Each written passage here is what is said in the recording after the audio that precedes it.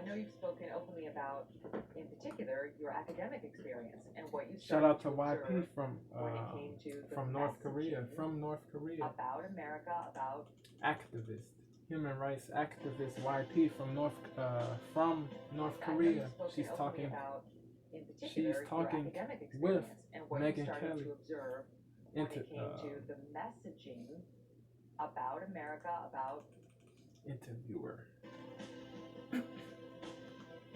I know you've Shout out to spoken Megan openly Kelly. about, in particular, your Shout out academic to YP. experience and what you started to observe when it came to.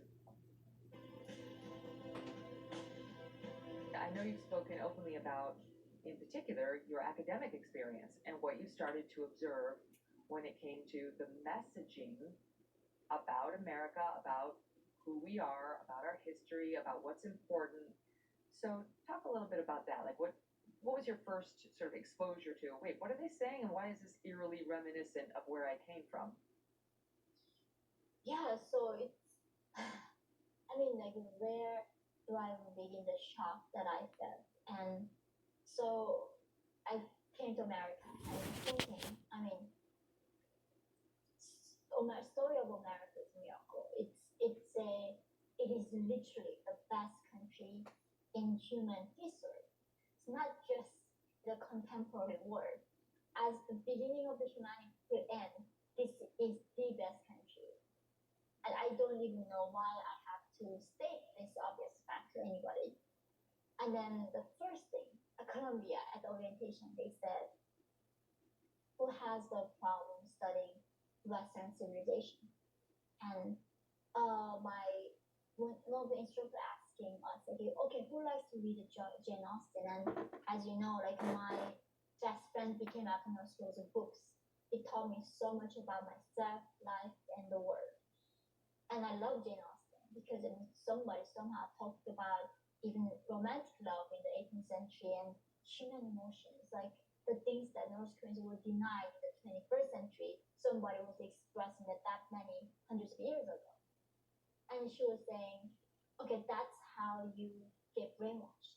And I was like, excuse me, what do you mean? And she said, because she was living through the white colonial era and she was a racist, by reading the work of racists, that I'm gonna become a racist.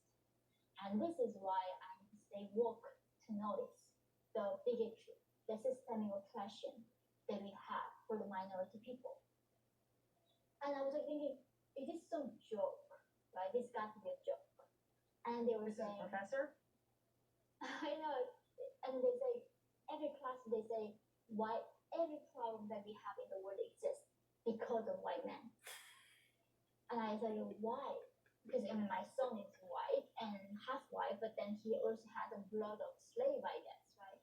And they said, because some of the white people were slave owners.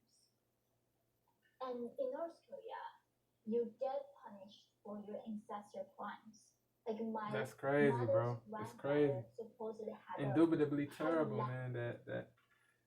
Yeah, bro. Certain whites, the whites that had nothing to do with slavery, bro. The whites that were not enslaving, melanated people, black people, during slavery, get